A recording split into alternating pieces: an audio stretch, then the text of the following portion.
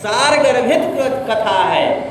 भगवान को जानने का विषय ही है श्रीमद्भागवत कथा। यह कथा हमारे हृदय की समस्त ग्रंथियों का भेदन करने वाली है।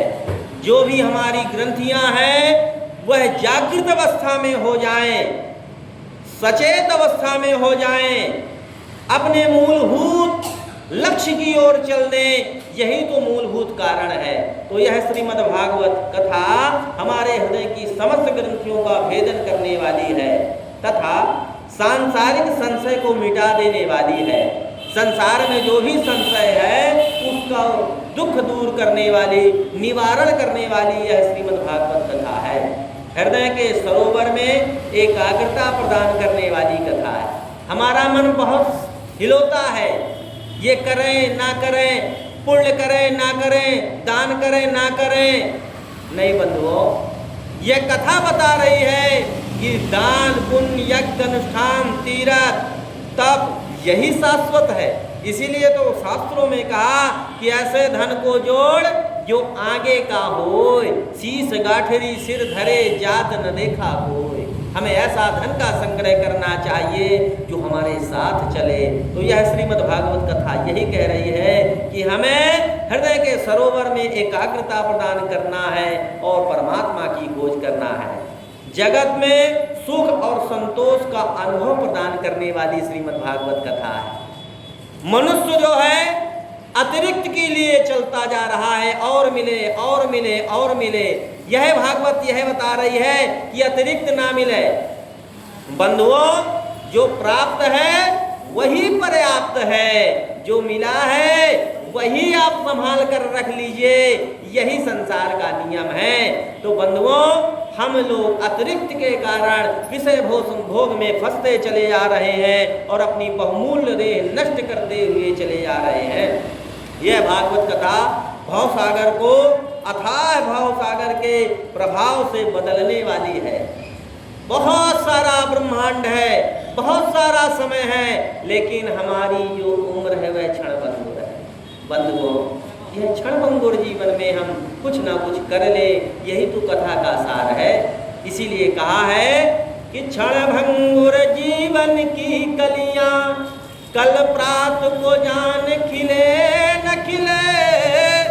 मलयाचल की सुच सुंदर वायु प्रातः काल फिरे न फिरे। कल काल कोठार लिए फिरता तन नम्र से चोट झिले न झिले। भजले रसना हरि नाम अली तुवंत समय हिले न हिले। अंत समय हम उस परमात्मा को प्राप्त कर पाए, वाणी के द्वारा भगवान नाम संकीर्तन कर पाए, नेत्रों के द्वारा उस भगवान को देख पाए, पैरों के द्वारा तीर्थ यात्रा कर पाए, हाथों के द्वारा उस भगवान का दर्शन और स्पर्श कर पाए। इसीलिए बंधुओं, समय रहते चेत लेना चाहिए। यह सब कार्य हम करते रहें और अथाह भवसागर को प्राप्त कर ले। भागवत यही बता रही है कि यह जीवन क्षणभंगुर है।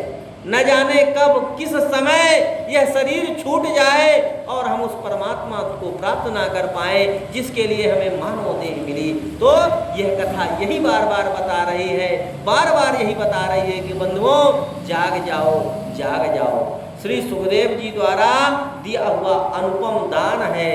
जीव मात्र के लिए अनुपम दान हमें मिला है श्रीमद्भागवत कथा। हम उसका रसास्वादन कर लें, अपनी जीवा को सुधार लें।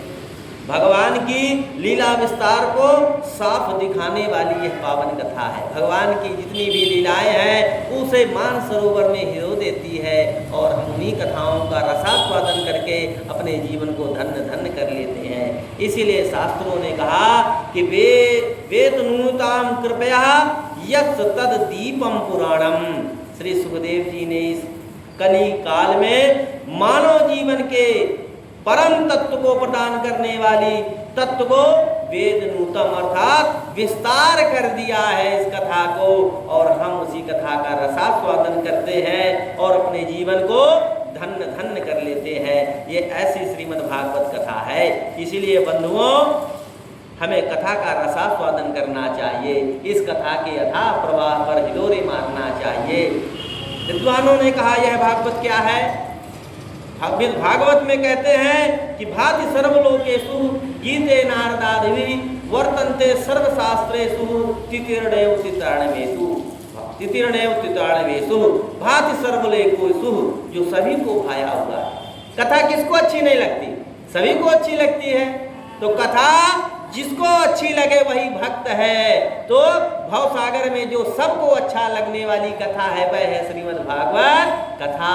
गीते नारदादि भी, जिसका वर्णन नारदादि मुनियों ने गाया है।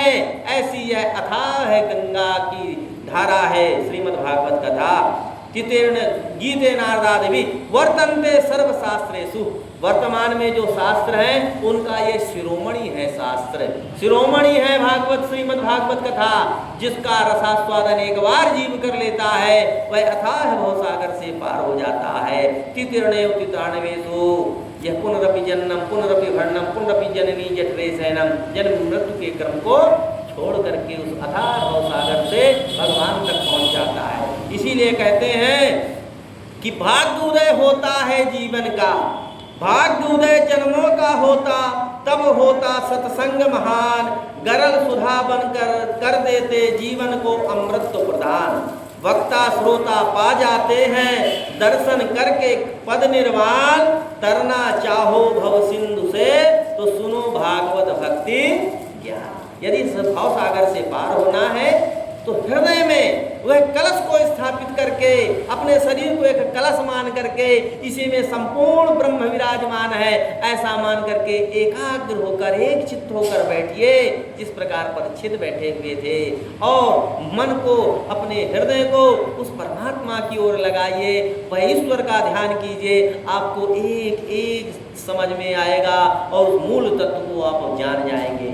इसीलिए कहते हैं कि भाके कहे ते भाग्य खुल जात जीवन के, अरे भाके कहे ते भाग्य खुल जात जीवन के, गाके कहे गर गुमान गल जाते, वाके कहे से वास होत वैकुंठन को, अता के कहे तपतारण दिखाते हैं। यह ऐसी पावन कथा है। तो ऐसी पावन कथा का रसास्वादन करने के लिए हम सब बैठे हुए हैं। इस कथा में सब सार गर्भित है, सब भरा हुआ है। भरा है सत्संग का दरिया, नहा लो जिसका जी चाहे, हजारों रत्न बेकीमत पड़े आला से आला है, लगा कर ज्ञान का गोता निकालो जिसका जी चाहे। जितना आप इसमें डूबेंगे उतना ही आप डूबते जाएंगे, उतना ही रस आपको प्राप्त होता रहेगा। बोलिए वृंदावन बिहारी लाल भगवान